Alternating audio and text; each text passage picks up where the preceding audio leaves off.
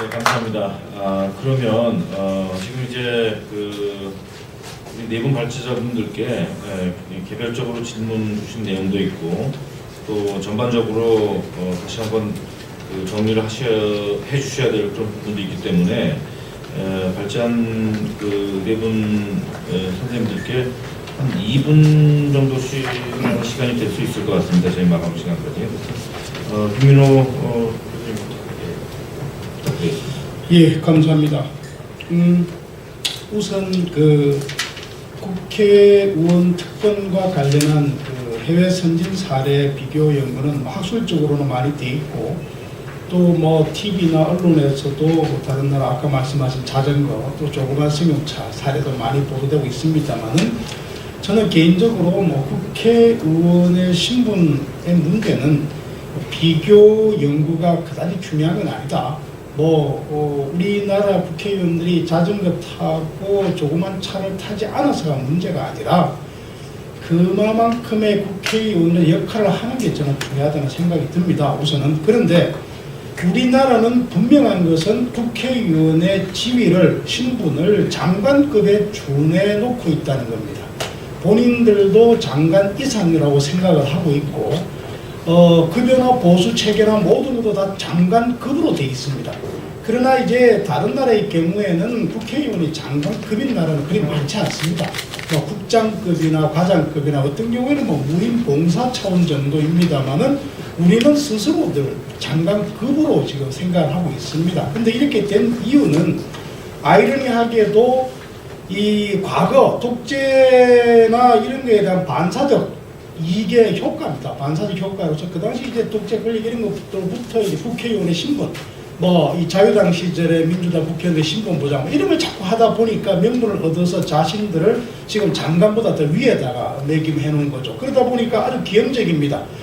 국회의원이 300명이면 이제 장관이 300명이 있다는 얘기입니다. 장관보다 더 높죠. 장관보다 더 높은 사람들이 300명이 있다는 얘기입니다. 기형적이죠. 당연히 국회의원의 그런 측면에 있어서는 굉장히 그 부분은 우리가 인식을 달리하고 시민운동을 할 필요가 있습니다. 국회의원이 장관급일 이유가 전혀 없다는 생각이 듭니다. 또 하나는 국회의원의 임기 4년제 이것도 우리가 우스갯소리가 아니라 한번 추진해 볼 만한 일이라는 생각이 듭니다. 왜냐하면 지금의 구조에서는 지역 민원 챙기고 당무하고 그렇게 해야 다 공천받을 수 있지 않습니까? 국회의원 하지 않죠. 그렇기 때문에 그 부분 한번 생각해 볼 필요가 있다는 생각이 들고요. 마지막에 질문하신 헌정에 맞습니다. 이 구조가 어떻게 되어 있냐니까 대한민국 헌정의 육성법이라는 게 있습니다. 그 법에 2조 우리가 법을 만들 때 이렇게 1조, 2조, 3조가 있는 놈을 끼워넣기를 할 때는 2조의 2라 그래가지고 끼워넣기를 합니다. 헌정의 육성법 2조의 2에다가 뭐라고 해놨냐니까 헌정에는 원로 회원에 대해서 지원금을 지급할 수 있다 라고만 규정되어 있습니다. 할 수 있다.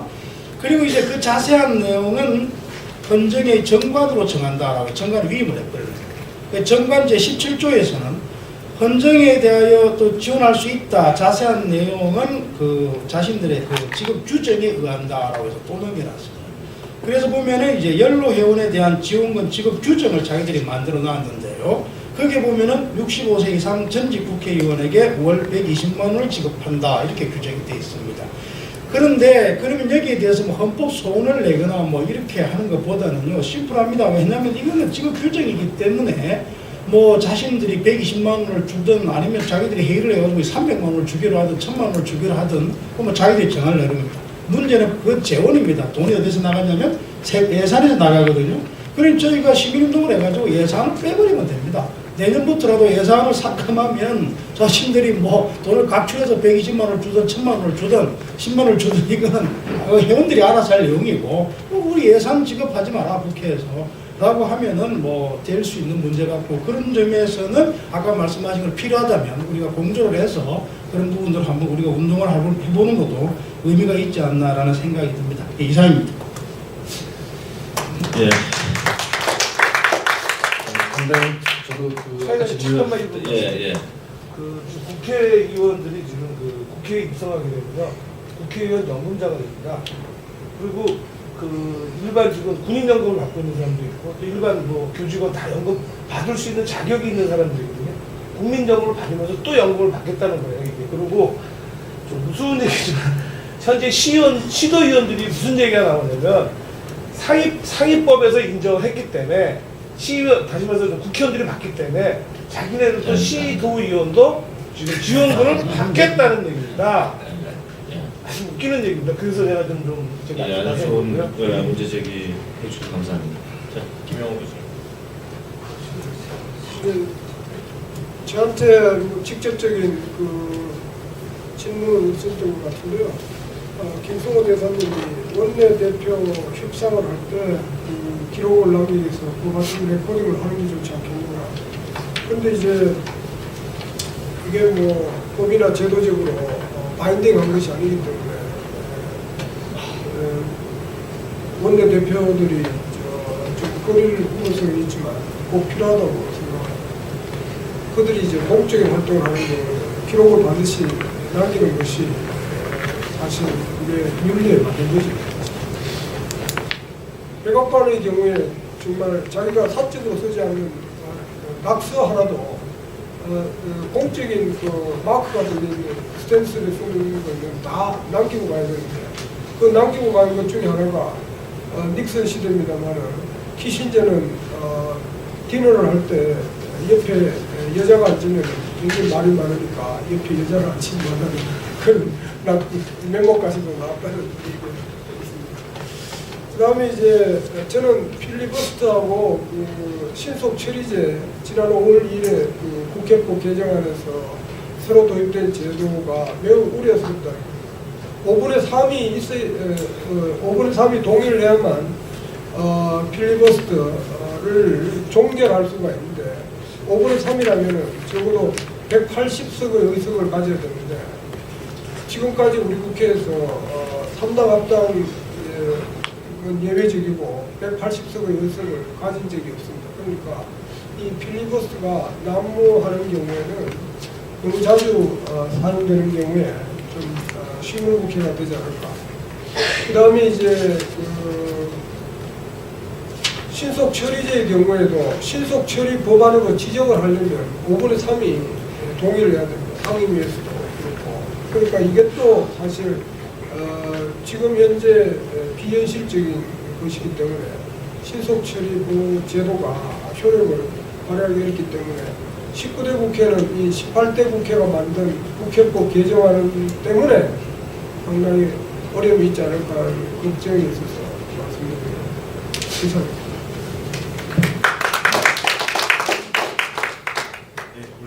네, 이제 간단히 말씀을 저는 기본적으로 대의제 자체가 참 문제가 많은 것 같고요.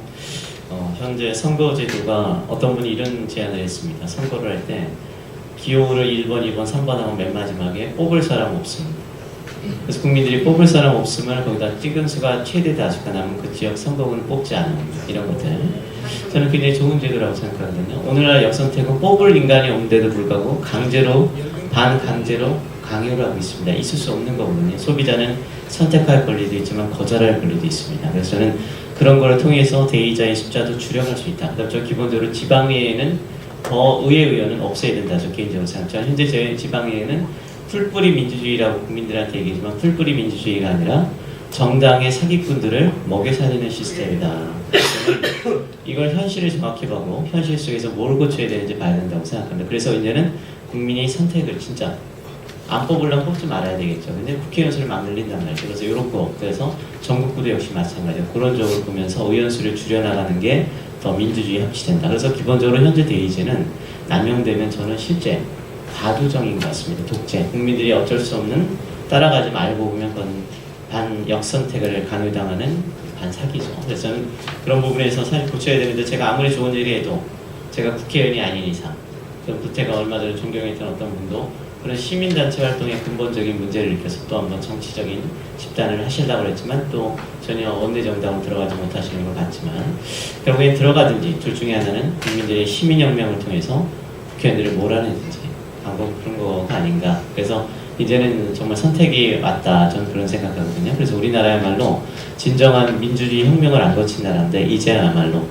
그리고 단순하게 지금 진보신당이나 그런 과거의 운동권이 했던 과격한 그런 휩쓸리는 그런 혁명이 아니라 생각한 기초의 기초에서 이론과 이념의 기초에서 올바른 선택을 하는 그런 혁명이 좀 필요하지 않을까. 그 다음에 정관 얘기를 하시는데 꼭 마저 제가 말씀드리면 저도 그게 MBC PD 수첩할 때 그거를 하면서 저도 인터뷰를 했는데요.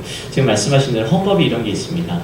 헌법에 국민의 권리 제한 의무 부과되는 법률을 만들 때는 그걸 법률로 하게 되어 있습니다. 모든 거 다 법률로 하는 게 아니거든요. 사적 계약으로도 가능할 수 있습니다. 근데 국민의 권리 제한 의무 부과, 또 제가 최근에 가시고 있는 게 재정법인데 이런 국민의 예산이 들어가게 되고 혈세가 들어가는 것은 당연히 권리 제한 의무 부과가 되죠. 그러니까 그건 당연히 법률 사항입니다. 그래서 이 돈이 국회의원들이 자진적으로 미국처럼 스스로 내서 모은 돈이 쌓여서 하면 좋겠지만 그것도 아니고 국민의 혈세를 뺏어갔기 때문에 이거는 법률로 만드는데, 법률은 지금 말씀하신 대로 넘겨줄 수 있습니다. 위임을 대통령이나 하위법이나. 그런데 넘겨주는데 큰 원칙은 본질적이고 핵심적인 내용은 법률이 규정을 해야 됩니다. 근데 헌정의법의 본질이 뭔가?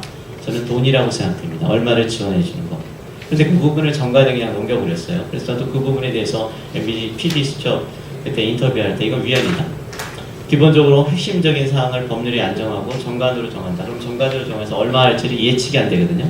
법이라는 건 예측 가능해야 됩니다. 법을 보면. 근데 우리나라 보면 정관으로 넘겨줘서 예측할 수 없게 만들어준 것. 이것이 바로 코에 걸면 코걸이, 귀에 걸면 귀걸이. 이게 바로 법치주의가 인치주의를 대체하고 민주주의와 법치주의가 결합됐던 거거든요. 그런 예측 가능한 측면으로 봤을 때 저는 제가 말씀드린 대로 위헌의 여지가 더 강하다. 본질적인 건 법률에 정해야 됩니다. 이런 말씀 마지막으로 말씀드리겠습니다. 네, 마지막 우리 김성희 교수님. 네, 저한테 자동 폐기되는 법률 문제를 말씀하셨는데, 우리가 4년의 임기를 기간을 입법기라고 그러니까 지금 19대 이제 입법기가 등장하게 되는데, 그동안에 이제 18대에서 6,300건의 법률안이 회의가 됐습니다. 논의가 제기되죠. 중요한 법률안은 19대에 다시 또 발의가 될 겁니다. 발의가 될 거고.